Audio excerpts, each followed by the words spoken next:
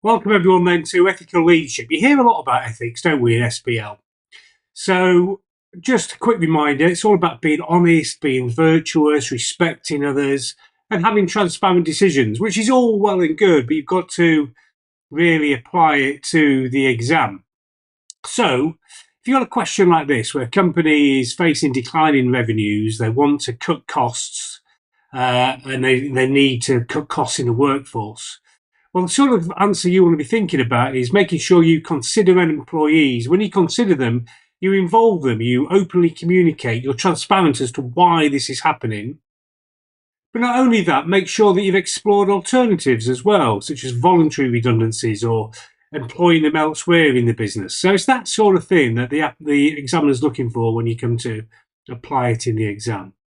So why is all this important then, really? Well, unethical decisions, and this is true, can really destroy shareholder value, can really damage your reputation. You could get sued for it. And on the other hand, being really ethical builds trust with stakeholders. Everybody enjoys working for you, positive culture. You're not going to get sued for not complying with certain things, and it should enhance long-term performance.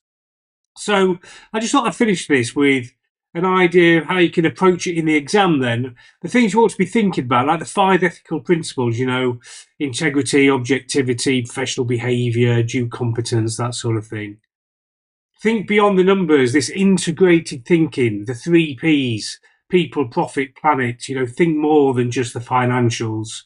And you could use frameworks. I'm not saying you have to, but you could use the frameworks like the American Accounting Association model or Tucker's model. Learn more about those on accountancy. They're not vital, but they do help you create a structure to your answer. Okay, anyway, that's ethical leadership in SBL. Good luck.